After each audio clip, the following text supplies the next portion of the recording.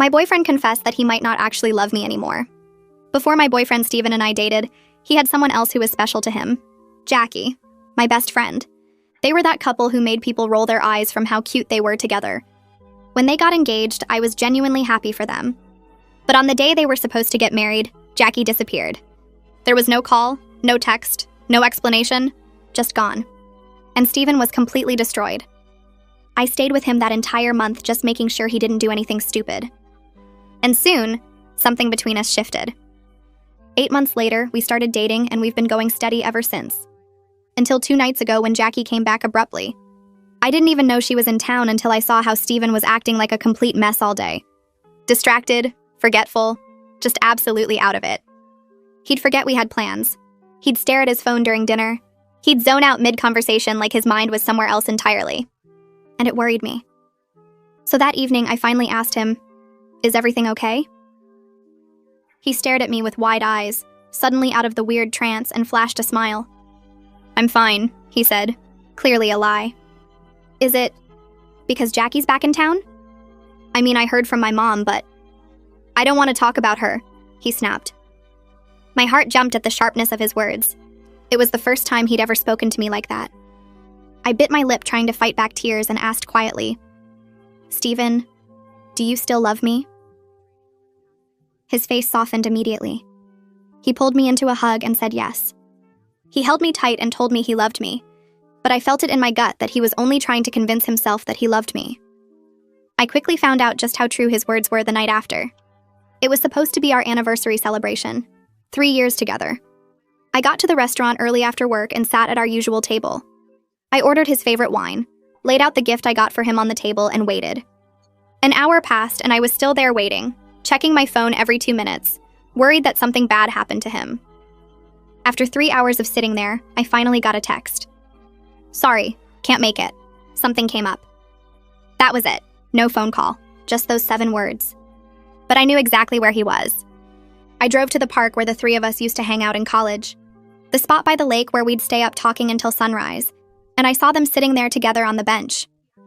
Steven looked at her with the softest, patient expression, something he never once showed me in the 3 years we dated.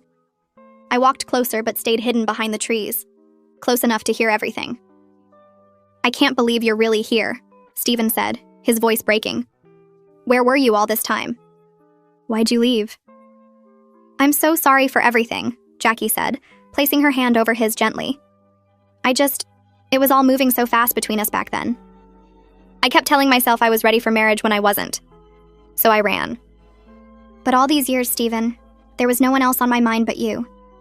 She lifted his hand to her lips and pressed it gently. "But I heard you're with someone else now." Steven lowered his eyes and nodded. "It just kind of happened." My chest tightened at his words. Just happened? Everything between us summarized like it was an accident? "Do you love her?" Jackie asked bluntly, her eyes meeting his. The silence between them stretched on. "Honestly, I don't know. I thought I did, but seeing you again, I'm not sure anymore." Jackie leaned closer. "Is there still a chance for us? If I wanted to try again?" I knew he'd been waiting 3 years to say yes. So before he could answer, I stepped out from behind the trees, walked up to them, and pulled off the promise ring he'd given me last Christmas when he had told me he was ready for a happy ending. I dropped it in his hand. "Wait," he called out, but I kept walking, still stupidly holding on to the hope that he'd follow me and stop me. He didn't. And that told me everything I needed to know. He didn't come home that night, or the next night, or the night after that. So I packed his things into boxes and left them by the door, changed the locks, deleted his number. Did all the things he never had the guts to do when Jackie felt him years ago. And 5 days later, he knocked on the door. I looked through the peephole and saw him standing there looking exhausted. He held the ring up and knocked again. "Can we talk?" His voice was muffled through the door. "I know I don't deserve forgiveness, but please. Can I come in? Just to talk. That's all I'm asking." I stood there with my hand on the doorknob. Part of me wanted to open it. Part of me wanted to hear what he had to say. Part of me still loved him despite everything. But just when I made my decision, my phone buzzed with a new text from Jackie that read, "Please hear him out. There's something you have to know. Something we never told you." I unlock the door and pull it open just wide enough to see him standing there in the hallway light. Steven looks awful. His hair is messy like he's been running his hands through it for days. His eyes are red and puffy. The shirt he's wearing is wrinkled and has a stain on the collar. He's holding that promise ring between his thumb and finger like it's burning his skin, but he can't let go of it. I glance down at my phone again and read Jackie's text one more time. The words don't make any more sense than they did 5 seconds ago. Steven opens his mouth to say something, but I cut him off before he can start whatever speech he's prepared. I tell him Jackie just texted me saying there's something I need to know, something they never told me. His face goes completely white, not pale, not tired looking, but actually white like all the blood just drained out of his head. He takes a step backward and his shoulder hits the hallway wall. He leans against it like his legs might give out. I watch him try to form words, but nothing comes out at first. Then he closes his eyes and takes a deep breath. When he opens them again, he looks directly at me and says, "We need to sit down because it's complicated and he should have told me years ago." I step back from the doorway without saying anything. He walks in slowly like he's not sure I'll actually let him stay. I close the door behind him and lock it out of habit. We move toward the living room and I sit on the chair by the window. Not the couch where we usually sit together. Not anywhere near him. Steven sits on the far end of the couch and the space between us feels huge. He's still holding that ring. His hands are shaking. I wait for him to start talking. The silence stretches out so long I can hear the clock ticking in the kitchen. Finally, Steven begins speaking and his voice sounds rough like he's been crying. He tells me the reason Jackie left on their wedding day wasn't because of cold feet or fear of commitment. 2 weeks before the wedding, she found out her mother had early onset Alzheimer's. Her father had been hiding how bad it was for months. Steven says Jackie's mom didn't even recognize her at the final dress fitting. Jackie had gone to her parents' house to show her mom the finished dress, and her mother looked at her like she was a stranger. Asked who she was, asked why she was in her house. Jackie's father pulled her aside and finally admitted that her mother had been getting worse for over a year. He'd been covering for her, making excuses, telling people she was tired or stressed. He was ashamed and thought he could handle it alone. Steven keeps talking, and I just sit there trying to process what he's saying. He explains that Jackie's father begged her not to tell anyone about the diagnosis. He didn't want people knowing, didn't want them treating his wife differently. Jackie was supposed to get married and move 3 states away with Steven for his new job, the job he'd already accepted, the apartment they'd already put a deposit on. But her mother was dying, losing herself piece by piece. And Jackie couldn't just leave. She couldn't abandon her mother when she needed her most. But she also couldn't figure out how to choose between the man she loved and her dying mother. So instead of explaining any of it, she just ran. She disappeared on the wedding day because she didn't know how to say the words out loud, didn't know how to break Steven's heart while her own heart was breaking. I feel something shifting inside me as he talks. The anger I've been carrying starts mixing with confusion. This completely changes the story I thought I knew for 3 years. I thought Jackie was selfish. I thought she just got scared and bailed on Steven without caring about the damage she caused. But this is different. This is impossible and terrible, and I don't know what to do with it. I ask Steven why he never told me this. Why he let me think Jackie was just some person who broke his heart for no good reason. My voice comes out sharper than I mean it to. He looks down at his hands and the ring catches the light. He admits he only found out the truth himself 6 months ago. 6 months. Half of our relationship. Jackie's father had a stroke and she finally reached out to Steven to explain everything. To apologize. To tell him why she left. Steven has been carrying this knowledge since then. Knowing that Jackie didn't leave because she stopped loving him. Knowing she left because she was drowning in an impossible situation and didn't know how to ask for help. I watch his face as he talks, and I can see it in his eyes. This has mattered every single day since he found out. Every single day he's been with me while knowing the truth about her. He says he didn't tell me because he'd convinced himself it didn't matter. Jackie was gone and they were building something real together. He thought he could just keep the information locked away and it wouldn't affect anything. But I can see now that it affected everything. The way he'd zone out sometimes. The way he'd get quiet when anyone mentioned weddings or sick parents. The way he never fully seemed present even in our happiest moments. I ask him directly if he's been in contact with Jackie during these past 6 months. The question hangs in the air between us. Steven hesitates. It's only a few seconds, but it feels like forever. Then he admits they've exchanged a few emails. Just updates about her mom's condition and her dad's recovery. Just checking in. Nothing romantic, nothing inappropriate. But my stomach drops anyway because those emails mean he's been emotionally involved with her this whole time. He's been thinking about her and caring about her situation while promising me a future. While giving me that promise ring and talking about being ready for our happy ending. Steven must see something in my face because he starts talking faster. He swears the emails were innocent. He never planned to act on any feelings. He thought he had everything under control. But then Jackie came back to town because her father needs help selling the family house. He can't manage it alone after the stroke. She came back to handle the estate, and suddenly she was here in person. Not just words on a screen. Actually here. And seeing her destroyed all the walls Stephen had built up. All the ways he'd convinced himself he was over her. He's been a complete mess trying to figure out what he actually feels versus what he thinks he should feel. Trying to figure out if what we have is real, or if he's just been using me as a safe, comfortable place to hide from his unresolved feelings. I realize as he talks that he's been lying to both of us. Maybe even to himself. I stand up from the chair because I can't sit still anymore. I tell him I need him to leave. I need space to process this because I can't think clearly with him sitting here looking desperate and guilty. Stephen starts to argue. He says we should talk more, work through this together, but I'm firm. I point to the boxes I packed by the door. I tell him to take what he needs and go. He sits there for another minute like he's trying to decide if he should push back. Then finally he stands up and walks to the door. He grabs his keys from the hook and opens one of the boxes to pull out some clothes. He says he'll stay with Ryder for a few days. Give me the space I need. Then we can talk again. I don't respond. I just watch him gather his things and walk out the door. When it closes behind him, I turn the lock and stand there in the silent apartment. The clock is still ticking in the kitchen. The refrigerator hums. Outside, I can hear cars passing on the street.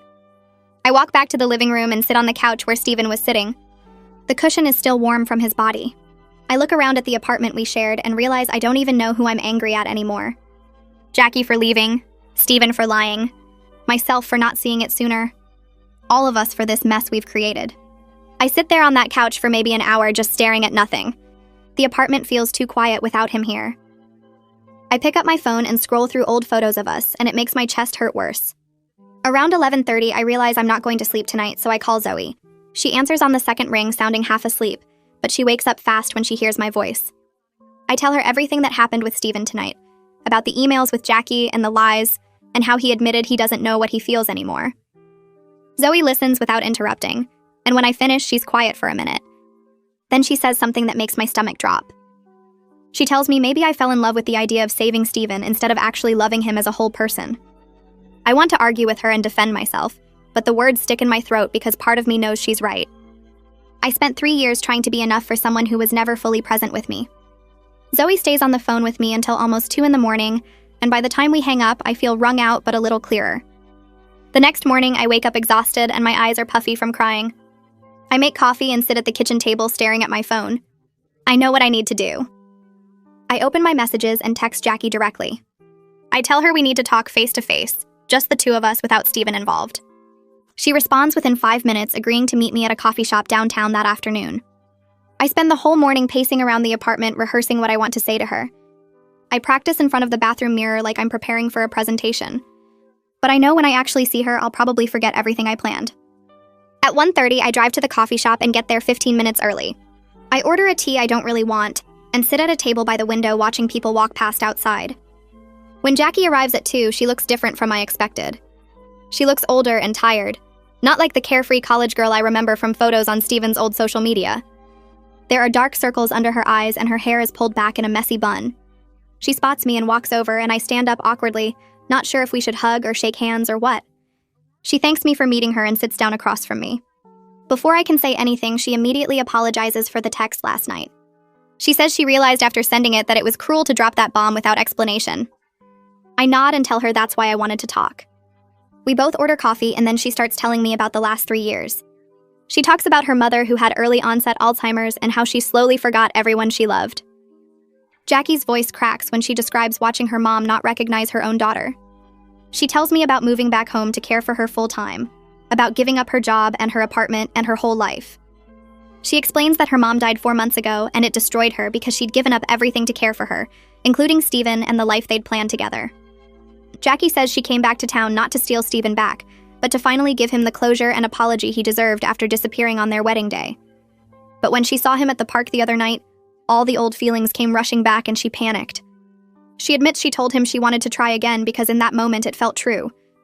I sit there listening and processing and trying to figure out how I feel about all this. Finally, I ask her directly what she wants from Stephen now. Jackie is quiet for a long moment and stares down at her coffee cup. Then she admits she doesn't know. She says part of her will always love him, but she's also aware she destroyed his trust and hurt him terribly. She tells me she's not sure if she actually wants to try again, or if she's just lonely and grieving and grasping for something familiar. Then Jackie tells me something that shifts my perspective completely. She says Steven talked about me during their conversation at the park. He told her I was kind and patient, and that I'd helped him heal when he was broken. Jackie looks right at me and says she could see he cared about me, but she could also see he'd never fully let go of her, and that's not fair to anyone involved. We end up talking for almost 2 hours, and somewhere in that conversation, I realize Jackie isn't the villain I wanted her to be. She's just a person who made an impossible choice and handled it badly, and now everyone is paying for it. Near the end, she tells me she's planning to move back to her mom's hometown to settle the estate and start over somewhere without all these memories. She says she needs a fresh start away from here. When we leave the coffee shop and say goodbye, I feel emotionally exhausted but also lighter somehow. I drive home and walk into my apartment and immediately see Steven has texted me asking if we can talk again. I stare at the message for a minute, then put my phone face down on the counter. I ignore it because I need time to figure out what I actually want instead of just reacting to what everyone else needs. Around 6 that evening, Zoe shows up at my door with takeout from my favorite Thai place. She doesn't ask questions, just comes in and sets up the food and puts on a bad action movie. We eat pad thai and watch explosions, and I try not to think about the mess my life has become. 3 days pass, and I spend them going to work and coming home and avoiding Steven's texts. Finally, on the 4th day, I agree to meet him. I tell him to meet me at the park, the same spot where everything fell apart. When I get there, he's already sitting on the bench looking nervous. He stands up when he sees me and starts apologizing, but I stop him. I tell him I talked to Jackie and know the whole story now about her mom and why she left. Then I ask him point blank if he's in love with her still. Steven struggles to answer, and his face does this complicated thing where I can see him trying to figure out what to say.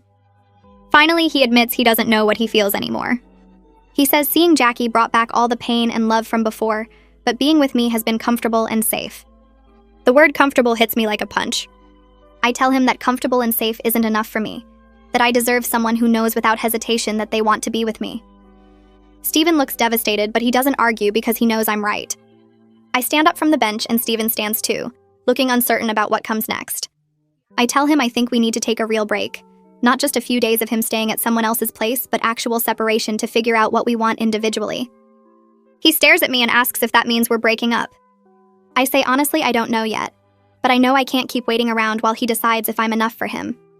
The words come out steady and clear even though my chest feels tight. Steven runs his hand through his hair and nods slowly. We agree he'll stay with Ryder for at least 2 weeks with no contact between us, no texts or calls or running into each other on purpose. He asks if he can hug me goodbye, and I shake my head because I know if he touches me right now, I might change my mind about all of this. I walk back to my car alone and drive home with the radio off, just sitting in silence trying to process what just happened. The apartment feels too quiet when I get there, so I text Zoe and tell her I need her to come over.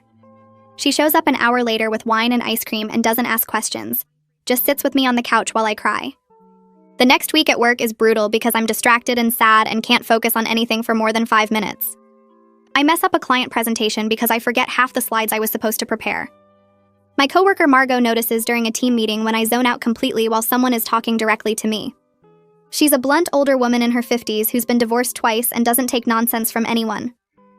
After the meeting, she corners me in the break room while I'm trying to make coffee. She plants herself between me and the door and demands to know what's wrong because I've been acting like a zombie for days. I try to brush it off and say I'm just tired, but Margot crosses her arms and tells me she's not buying it. Something about her direct approach makes me crumble, and I end up telling her everything about Steven and Jackie and the park and the separation. She listens without interrupting or judging, just nodding occasionally while I pour out the whole messy story. When I finish, she's quiet for a moment. Then she tells me about her first marriage to a man who was still hung up on his ex-wife. Margot says she spent 5 years trying to be enough for him, cooking his favorite meals and supporting his career and being patient while he worked through his feelings. But she was competing with a ghost, with a perfect memory of someone who wasn't even there anymore. She finally realized she could never win that competition because she was fighting against an idea, not a real person. Margot looks me right in the eye and says the kindest thing I can do for myself is walk away and let Steven figure out his mess without me waiting in the wings like some backup option. Her words hurt because they're true, and I know it deep in my bones. She squeezes my shoulder and tells me I deserve someone who chooses me first, not someone who has to lose everyone else before he appreciates what he has. I go back to my desk feeling raw, but also strangely lighter, like someone finally gave me permission to put myself first. The days drag by slowly, and I throw myself into work projects to avoid thinking about Steven. I wonder if he's thinking about me, or if he's thinking about Jackie, or if he's just confused about everything. 2 weeks into our separation, my phone buzzes with a text from Ryder asking if we can grab coffee. I stare at the message for a long time because I'm surprised he's reaching out since Ryder was Steven's friend first, from college before I even came into the picture. But I agree to meet him the next day at a cafe near my office. When I get there, Ryder is already sitting at a corner table looking uncomfortable. He stands up when he sees me, and we do that awkward thing where we're not sure if we should hug or not. We sit down and order coffee, and then Ryder just comes out with it. He tells me Steven has been a complete disaster, barely eating or sleeping and spending hours just staring at his phone like he wants to call someone but can't decide who. Ryder says Steven's been staying on his couch for 2 weeks, and it's been hard to watch him fall apart like this. I don't know what to say to that, so I just nod and wait for him to continue. Ryder admits he's frustrated with Steven because he's watched him waste years being stuck between the past and the present, never fully committing to anything or anyone. He tells me that Steven is terrified of making the wrong choice and ending up alone, which is why he's been paralyzed instead of being honest with anyone, including himself. Ryder says I deserve better than being someone's backup plan, even if Steven doesn't consciously see it that way. The words echo what Margot told me, and I feel that same truth settling in my chest. I ask Ryder if he thinks Steven is still in love with Jackie. He sighs and runs his hand over his face before answering. He says yes, he does think Steven still loves Jackie, but he also thinks Steven has real feelings for me that got all tangled up with gratitude and fear of being alone again after she left. Ryder tells me Steven needs to choose based on what he actually wants, not what feels safe or what he thinks he should want. He apologizes for being so blunt but says someone needs to be honest about this situation. We finish our coffee and Ryder hugs me before we leave, telling me to take care of myself no matter what Steven decides. I drive home feeling oddly calm, like pieces are finally falling into place even though nothing is resolved. That night my phone rings and I see Jackie's name on the screen. My heart jumps because we haven't talked since that conversation at the coffee shop weeks ago. I answer and she sounds nervous, speaking quickly like she's afraid I'll hang up. She tells me she's leaving town in 3 days. She's decided to take a job in her mom's hometown and make a clean break from everything here, from all the memories and the pain and the complicated history. Jackie says she wants to meet one more time before she goes, because she needs to tell me something important about her last conversation with Steven. I agree to meet her the next morning, even though I'm not sure I want to hear whatever she has to say. We meet at a different coffee shop across town, one where none of us have any history. Jackie looks tired but determined when she walks in and sits across from me. She orders tea and then takes a deep breath before starting. She tells me that Steven came to see her 2 days ago, that he showed up at her dad's house unannounced. He told her he's been thinking about everything, and he realizes he's been unfair to both of us by not being honest about his feelings. Steven admitted to Jackie that he never stopped loving her, but he's also built a real relationship with me that matters to him, and he's terrified of choosing wrong and destroying someone in the process. Jackie's eyes get watery as she talks, and I can see this is hard for her too. She says she told Steven that she's leaving and taking herself out of the equation because she can't be the reason he hurts someone else the way she hurt him 3 years ago. Jackie made it clear she's not coming back to this city, and that he needs to decide what he wants with me based on our relationship alone, not in comparison to what they had or what might have been. I feel a strange mix of relief and sadness hearing this. Relief that she's removing herself from the situation, but sadness that it took all this pain to get here. Jackie reaches across the table and touches my hand gently. She apologizes directly for causing this mess, and for the text that started everything spiraling. She says she sees now that I genuinely care about Steven, and that I was there for him when he needed someone most, that I helped him survive the worst period of his life. Jackie tells me she hopes that whatever happens between Steven and me, I don't let this experience make me doubt my own worth or my capacity to love someone fully. Her voice cracks a little and I realize she means every word. We finish our drinks and stand up to leave. Jackie hugs me tight and I hug her back, both of us holding on for a moment longer than necessary. As we pull apart, I realize I'm going to miss the friendship we might have had in another life, in a world where things were less complicated and painful. I watch her walk to her car and drive away, knowing this is probably the last time I'll see her. The next few days, I stayed home from work claiming I was sick, which wasn't entirely a lie since I felt physically exhausted from everything. I spent most of my time on the couch staring at the walls and thinking about my relationship with Steven in a way I'd never let myself before. I kept replaying moments from the past 3 years and noticing patterns I'd ignored. How he'd zone out sometimes when we were together, like part of his mind was somewhere else. How he never really shared his deeper feelings about anything, just surface-level stuff about work or what movie we should watch. How I was always the one planning our future, talking about what we wanted, while he just nodded along without adding his own ideas. I told myself it was because of what Jackie did to him, that he needed time to fully trust again. But sitting there alone in the apartment, I realized maybe it was simpler than trauma. Maybe he just wasn't fully there with me because he didn't want to be, not in the way I needed him to be. I grabbed my phone and opened a new text to Steven. I typed out that Jackie was leaving town for good and we needed to have one final conversation about us, about what we actually were and what we wanted. I hit send before I could overthink it. His response came back in less than a minute saying yes, asking when and where. I told him to come to the apartment tomorrow afternoon. He replied with just okay, and I put my phone down, feeling weirdly calm about the whole thing. The next day, I cleaned the apartment even though it didn't need it, just to have something to do with my hands. When Steven knocked, I opened the door and saw him standing there looking nervous and tired. He stepped inside and glanced around like he was seeing the place for the first time. The apartment felt different now with both of us in it, less like the home we'd shared and more like a location where something used to happen. We sat on opposite ends of the couch with this huge space between us that felt bigger than just physical distance. Steven started talking first, saying he'd been doing a lot of thinking over the past few weeks. He admitted he'd been unfair to me from the very beginning of our relationship. He said he jumped into dating me before he was actually healed from what happened with Jackie, and while his feelings for me were real, he wasn't sure they were the kind of love I deserved. His voice cracked a little when he said that last part, and I could tell it was hard for him to admit. I appreciated his honesty even though hearing it out loud made my chest feel tight. I told him I'd been doing my own thinking too, and I realized something important. I said I needed to choose myself for once instead of waiting around for him to choose me.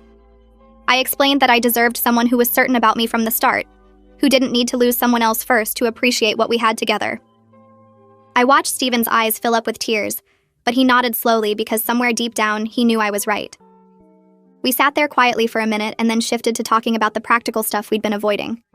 The apartment lease, our shared furniture, all the little things we'd tangled together over 3 years. Steven said he'd move out completely and find his own place, so I could stay here if I wanted. I was surprised he was being so generous about it, but also sad that we'd reached this point where we needed to divide up our lives. We agreed to take a few days to figure out all the details before making anything official with the landlord.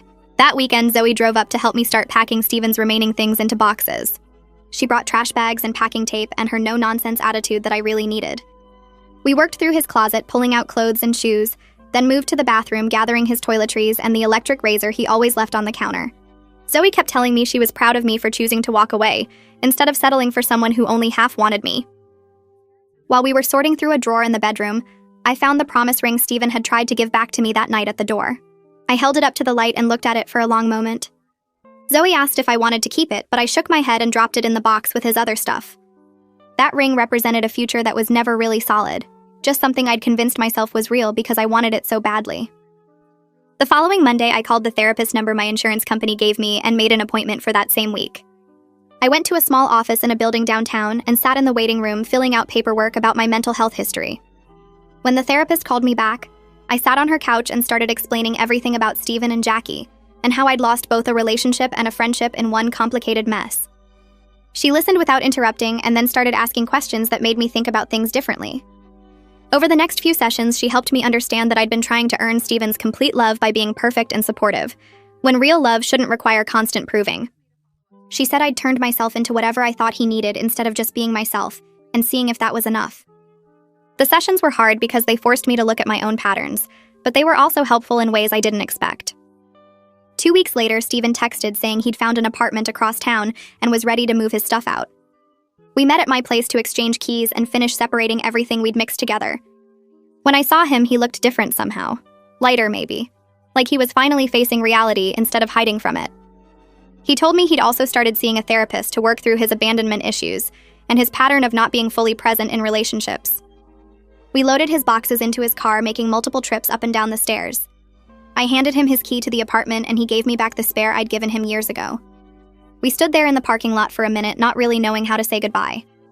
Finally, he just said thanks for everything and got in his car. I watched him drive away, and then went back upstairs to the apartment that was fully mine now. A month passed, and I was getting used to living alone, to having the whole bed to myself and not having to coordinate my schedule with anyone else. One afternoon, I was scrolling through social media when I got a message request from someone named Nicole Schaffer. I accepted it and saw it was Jackie's younger sister, who I'd only met a handful of times in college. Her message said she wanted to thank me for being kind to Jackie during their last conversation before she left town. Nicole wrote that Jackie was doing better in her new city, starting to build a life that was completely hers. She said Jackie talked about me sometimes, about how I'd handled everything with more grace than she deserved. I responded saying I was glad Jackie was doing okay, and Nicole wrote back immediately asking if I wanted to grab lunch sometime. I agreed, and we set a date for the following weekend. We met at a casual place near my apartment, and Nicole looked so much like Jackie, it caught me off guard for a second. We ordered food, and then she started telling me more details about what Jackie had gone through with their mom's illness. She explained how their whole family fell apart during that time, with their dad completely shutting down emotionally, and Jackie carrying everything by herself. Nicole said she was too young back then to help much, and she'd carried guilt about it ever since, watching her sister sacrifice her own life to take care of their mom alone. She talked about how their dad refused to accept help from anyone, how he kept insisting he could handle it when clearly he couldn't. Nicole's voice got quiet when she described visiting the house during that time and seeing how bad things had gotten, how their mom didn't recognize anyone anymore, and their dad was barely holding it together. Listening to her helped me understand Jackie's choices in a different way, not excusing the pain those choices caused, but at least seeing the impossible situation she'd been trapped in. Nicole said she'd always wondered if things could have been different if their family had been more honest about needing help, if their dad hadn't been so stubborn about keeping it all private. We finished lunch and Nicole hugged me before we left, thanking me again for meeting with her. I drove home thinking about how complicated people's lives are, how you never really know what someone else is carrying around with them. The next week at work, I buried myself in a big campaign pitch for a new client, staying late most nights to perfect the presentation deck. I was in the conference room reviewing slides when Margot walked by and stopped in the doorway. She studied me for a moment and then said I looked different somehow. Lighter, maybe. I asked her what she meant, and she came in and sat down across from me. She told me I'd been carrying myself differently lately, standing straighter, not hunching my shoulders like I was trying to take up less space. I hadn't noticed, but she was right. Something had shifted in me over the past few weeks. Margot said it seemed like I'd stopped carrying weight that wasn't mine to hold, and hearing her say it out loud made me realize that's exactly what had happened. I'd been carrying Steven's pain about being left, Jackie's guilt about leaving, and my own fear of not being enough, and somewhere along the way I'd finally put all of it down. The freedom of it hit me sitting there in that conference room, how much energy I'd been spending on things that were never my responsibility to fix. 2 months after Steven moved out, my phone buzzed with a text from a number I'd deleted but still recognized. He was asking if we could meet for coffee, not to get back together but just to talk as friends. I stared at the message for a long time, trying to figure out if I was ready for that. Part of me wanted to ignore it and keep moving forward, but another part wanted closure, wanted to see if he'd actually changed, or if this was just another attempt to ease his guilt. I finally texted back saying yes, and we agreed to meet at a coffee shop downtown on Saturday morning. When I got there, he was already sitting at a corner table, and he looked different from I remembered. Calmer somehow, more settled in himself, not fidgeting or checking his phone every few seconds like he used to. We ordered our drinks and sat down, and there was this awkward moment where neither of us knew how to start. Finally, he thanked me for meeting him and said he'd been wanting to reach out for weeks, but wasn't sure if I'd want to hear from him. Steven started telling me about the therapy he'd been doing, how his counselor had been pushing him to confront why he was always so afraid of being alone. He said he'd realized he jumped straight from his broken engagement into supporting me, and then from my support into dating me, without ever actually sitting with himself and dealing with his issues. He admitted he'd been using relationships as a way to avoid facing his fear of abandonment, letting other people's needs distract him from his own problems. He looked me in the eyes and thanked me for forcing him to finally face his patterns, instead of enabling them like everyone else in his life had done. Hearing him take responsibility like that surprised me, because the Steven I knew would have made excuses or blamed circumstances. I asked him if he'd been in contact with Jackie at all, and he shook his head no. He said he was respecting her decision to start fresh, and he was trying to do the same thing for himself. He told me he'd probably always have complicated feelings about her, that you don't just stop loving someone who meant that much to you, but he was learning that you can love someone and still recognize the relationship wasn't healthy. The maturity in his words caught me off guard because this was growth I hadn't expected to see. Steven shifted in his seat and said he wanted to apologize for not being the partner I deserved, for letting me be his emotional support person instead of his equal. He said he'd leaned on me when he was broken, and then just kept leaning even after he didn't need to anymore, and that wasn't fair to either of us. He told me he hoped someday I'd find someone who chooses me first without hesitation, because that's what I deserved all along. I felt my throat get tight hearing him say the things I'd needed to hear months ago. I thanked him for the apology and told him I hoped he'd find peace with himself before trying to be with anyone else, because the next person didn't deserve to be his crutch either. We sat there for a minute in silence, and then he asked if I remembered the weekend we drove to the coast and got caught in that storm. I smiled because I did remember how we'd ended up stuck in this tiny motel and played cards for hours while rain pounded the windows. We started talking about other good memories from our relationship, and I realized something sitting there, that I didn't regret our time together even though it ended badly. Steven had helped me learn what I didn't want in a partner, what it felt like to be someone's second choice, and that was valuable even if it hurt. And I'd helped him start facing his unresolved trauma instead of running from it. Sometimes relationships serve a purpose even when they're not meant to last forever, and that was okay. 3 months after everything fell apart, I went to a party that my coworker was throwing and ended up talking to this guy named Jonas, who worked with her husband. We stood in the kitchen for an hour just chatting about random stuff, and he asked if I wanted to grab dinner sometime. I said yes, even though I wasn't sure I was ready, and we made plans for the following week. The date was casual and low pressure. Just dinner at this Italian place near my apartment and conversation that flowed easily. What struck me most was how different it felt to be with someone who asked questions about me and actually listened to my answers instead of waiting for his turn to talk. Jonas wanted to know about my job and my hobbies and my family, and he seemed genuinely interested when I told him about my sister and the painting I'd been getting back into. I wasn't ready for anything serious, but it felt good to remember I was allowed to be pursued, that not every guy would treat me like a consolation prize. Zoe came to visit the following weekend, and we spent Saturday morning rearranging furniture in my apartment and hanging up the paintings I'd been working on. She kept commenting on how much happier I seemed living alone, how I was more like the person she remembered from before I started dating Steven. I asked her what she meant, and she said I'd been doing all these things lately that I'd stopped doing while with him, like going to concerts on weeknights and staying up late reading and taking random art classes. She pointed out that I'd been molding myself to fit his needs without even realizing how much of myself I'd set aside. We ordered takeout and sat on my couch eating pad thai straight from the containers, and I felt this wave of gratitude for my sister who'd stuck by me through all of this mess. The next Tuesday, I was at the grocery store picking up stuff for dinner when I literally almost crashed my cart into Ryder in the produce section.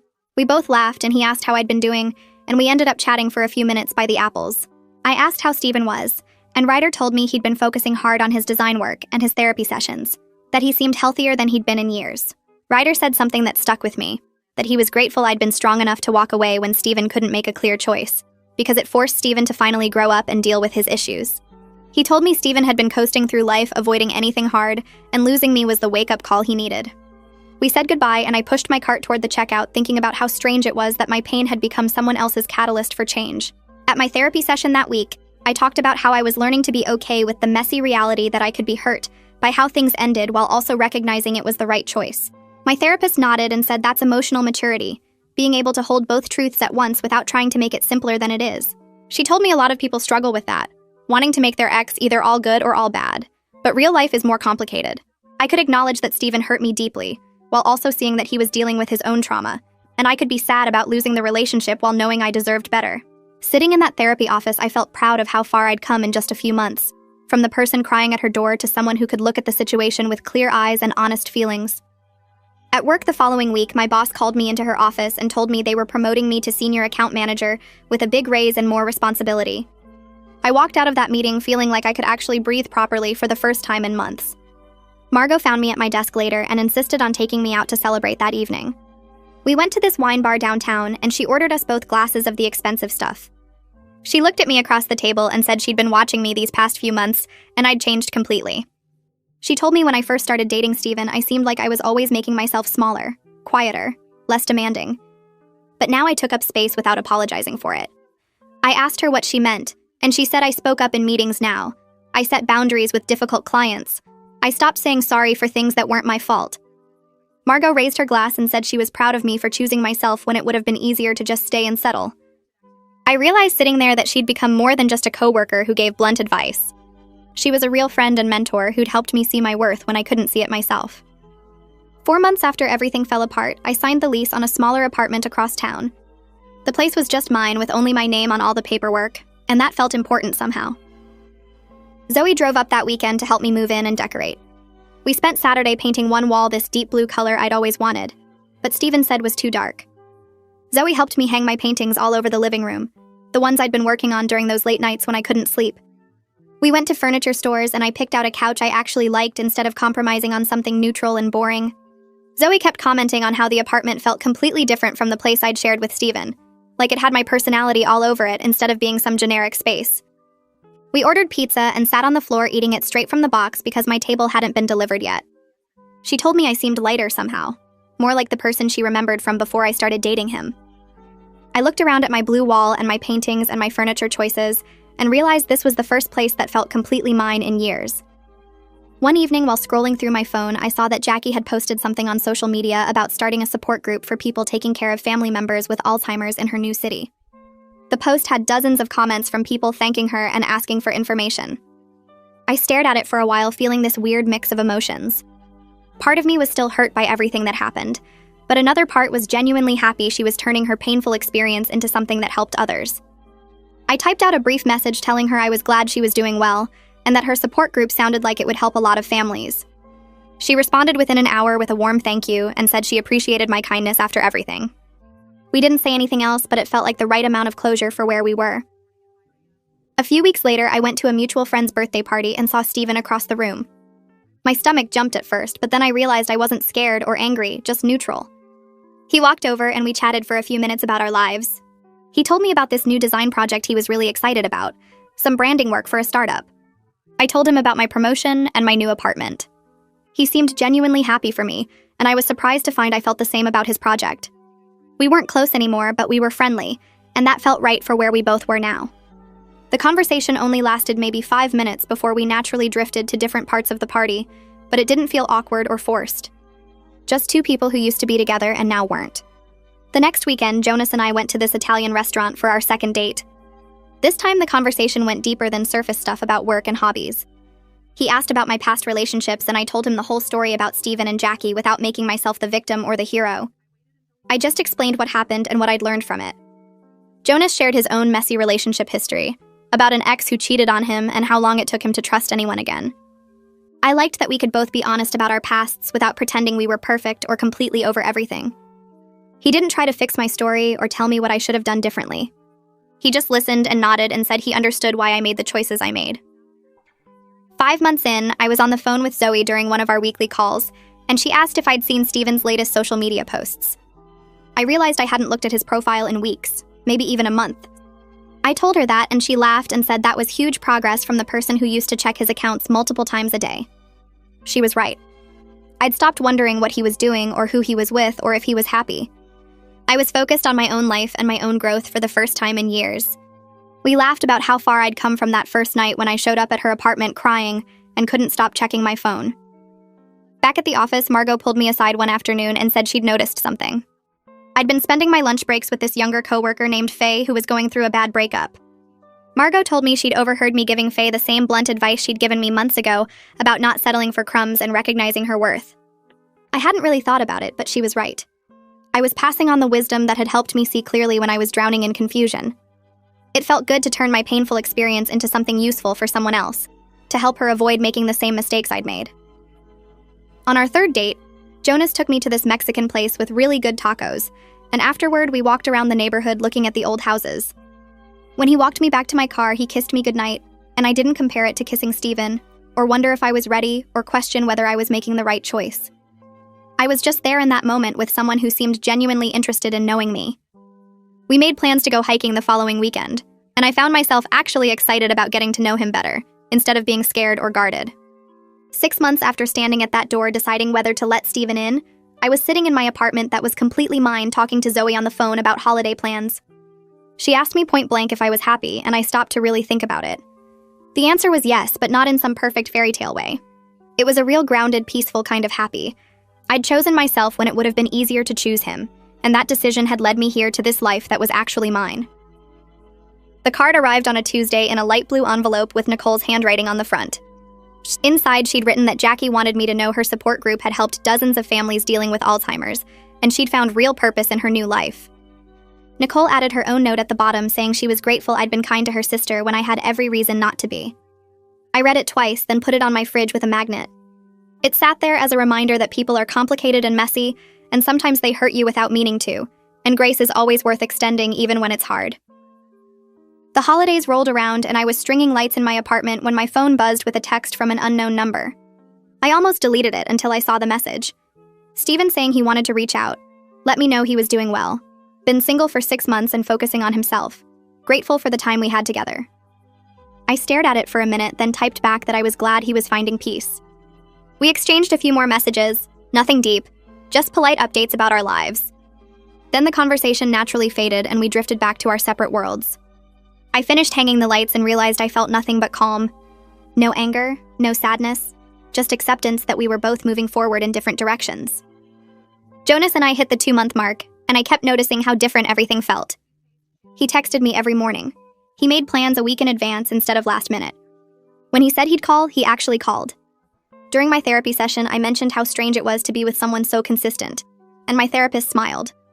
She pointed out that I was finally experiencing what it felt like to be someone's clear choice, not their backup plan or their comfort zone. The words hit me hard because she was right. With Steven, I'd always felt like I was competing with a ghost, trying to prove I was worth choosing. With Jonas, I didn't have to prove anything. He just showed up for me without me having to ask or wonder or worry. We were having dinner at this Italian place when Jonas asked me what I was looking for in a relationship. The question caught me off guard because most guys don't ask that directly. I put down my fork and thought about it before answering honestly. I told him I wanted someone who chooses me without hesitation, who shows up consistently, who's done the work to be emotionally available. Someone who doesn't make me guess where I stand or wonder if I'm enough. Jonas smiled and said that's exactly what he wanted too, that he thought we might be building something really good together. I smiled back and felt this quiet certainty that maybe we were. 7 months after everything changed, I was sitting in my apartment on a Saturday morning drinking coffee and looking around at the space that was completely mine. I had my promotion at work that came with better pay and more responsibility. I had regular therapy sessions every other week that kept me grounded. I had this growing friendship with Margot, who'd become like a mentor, and Nicole, who I grabbed lunch with sometimes to talk about her sister and life in general. And I was dating Jonas, who treated me the way I'd always deserved to be treated, but never quite understood until now. Steven taught me what I didn't want in a relationship. Walking away from him taught me my own strength, that I could choose myself even when it was hard and scary. Life wasn't perfect, and I still had bad days where I felt lonely or uncertain about the future. But it was mine. My apartment, my choices, my path forward. And that was more than enough.